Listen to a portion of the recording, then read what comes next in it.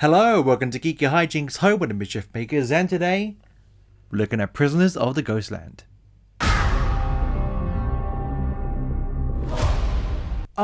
Nicolas Cage. What can you say about the guy apart from that he's a legend? Because no matter what film he's in, how he's acting, he always entertains. I've liked him ever since I first saw him in Con Air, then Face Off, and recently Pig with his Wonderland, and now Prisoners of the Ghostland. But what kind of Nicolas Cage performance are we getting this time? Are we getting the silent treatment like Willy's Wonderland? Or are we going to get the crazy over the topness that was Mandy? We're getting Mandy and then some. Now throughout this entire film, my facial expression changed quite a bit. From what the hell to pure confusion to I'm bored to oh what the hell's going on now to who am I? So Prisoners of the Ghostland starring Nicolas Cage and these people. Just gonna stop here for a second, let you soak oil in.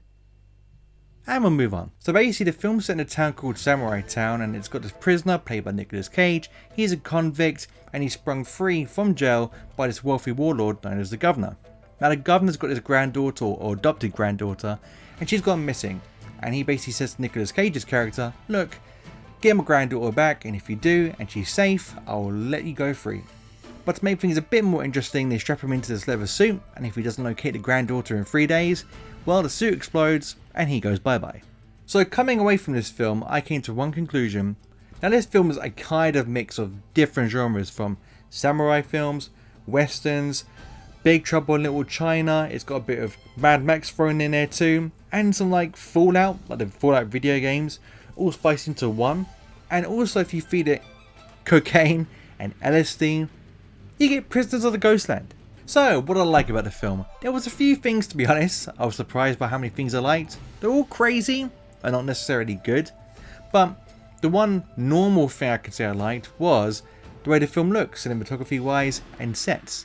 Because the locations they shoot in, now I know they were going to shoot this film in Mexico, but the director of this movie, he actually had a heart attack, so they filmed in his native home of Japan because he could be near his family, so it was filmed in Japan instead. But the sets, the locations, everywhere you go to, now it does feel very self-contained, does feel quite small at times, like almost like a very self-contained video game, hence why I mentioned Fallout before. But everywhere that Nicolas Cage's character, the convict, goes to, it just is alive and it's breathing and it looks so good. Like within the first 2 minutes as he enters Samurai City Town, is that what it's called? Samurai City? Let me just check. Samurai Town, wow, I should live there. As soon as he entered that town, it's just so vibrant and it looks so good. But of course, my favourite thing in this film is Nicolas Cage, because he is beautiful in this film. He's so crazy. His line delivery is nuts. The way he says things, the way he looks. I was getting like Willy's Wonderland's like cousin vibes, because Willy's Wonderland, he was just very quiet. This guy is very talkative and very expressive and says things in certain ways. And I loved it. It's got one of my favourite lines of the year, favourite scenes of the year, if I'm honest. And I'll show it here because it's too good not to show you. Impossible! Ha! If you had told me 3 days ago I'd be standing here with one arm and one testicle! Trying to reason with you, bitches! If you take like hallucinogenics or LSD, or you like taking drugs that make you see things, save your money, just stick this in the Blu-ray player when it comes out on DVD, Blu-ray, 4K, however it comes out, because this film has everything you need, because this had some of the most psychedelic scenes I've ever seen in my entire life. There are some scenes where Nicolas Cage will be talking in Samurai Town, and people will just be like going, and you're like, what's happening here? And there'll be other scenes like that where there's like people just start singing, like breaking into like a little mini musical almost, and you're like, and Nicolas Cage ventures out into like the Mad Max territory with the wastelands, where you see ghosts and zombies and people that have created their own like society in their own little village, and they're all crazy. It's literally like a video game. If If like I said, if Fallout or Legend of Zelda even, when you walk into one of the little villages, if everyone was insane, this is this film. And the action was okay, the gore wasn't great, like it was, 1 minute it wanted to be super violent, then it didn't, then it looked like there was no blood, when people were being cut up with swords, and then there was blood spurting all over the place, like there was a fountain in someone's neck. It couldn't make up its mind what it wanted to do, but the action, especially the last scene, was very entertaining. So, action wise, there's not much, but what you do get, specifically at the end, I liked. So what I didn't like about this film, this film's got a bad habit of just coming to a standstill, really slowing down. Specifically when Nicolas Cage isn't on screen. Yeah, you have some crazy scenes like I mentioned, but when he's on the screen, you're glued, you're hooked, because the guy's crazy. But this film, when it slows down, it slows down. There was times when I was checking my phone because I was just like, because you have so much energy for 1 second, and then it just stops. And it's kind of jarring because you're like, 1 minute you're going into the madness, trying to work out what life's about, trying to contemplate your own life, and then it just slows down. And you have the characters, especially the granddaughter, in my opinion, who's played by the woman who was in the latest Mummy film. I forget her name, sorry. She just brings no energy. There's no chemistry between her and Nicolas Cage. So when she's on the screen, she's playing it super serious. But when Nicolas Cage is on screen, he's not. He's having fun with it. So when it does get to the point of the film without Nicolas Cage, or just where the story is trying to flow, it can halt quite a bit and it can get quite boring.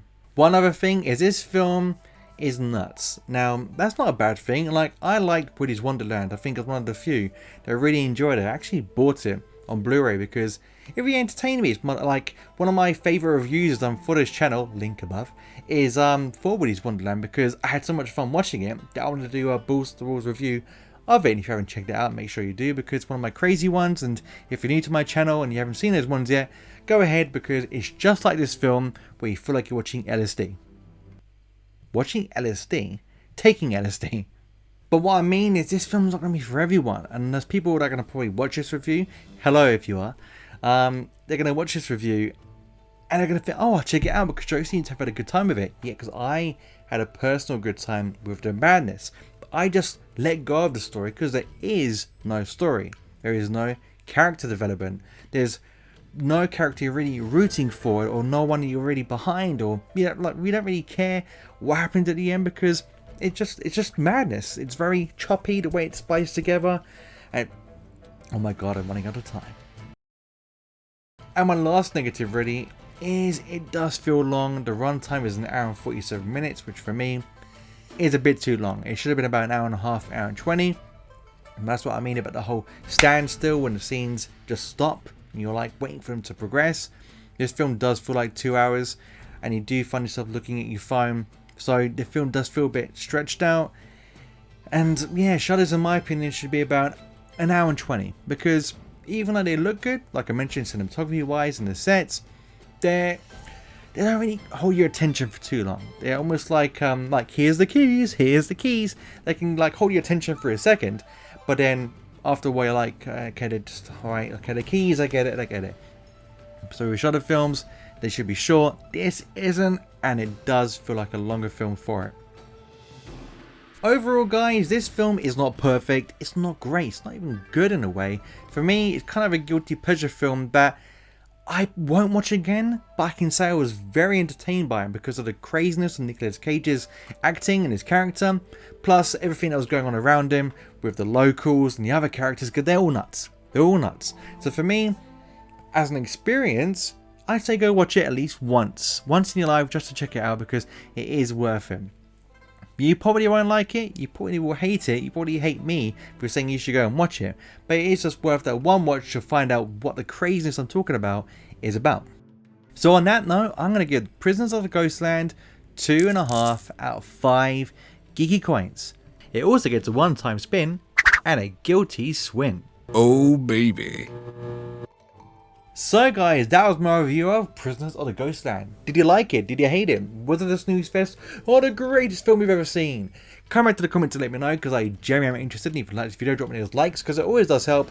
But until next time, stay out of trouble.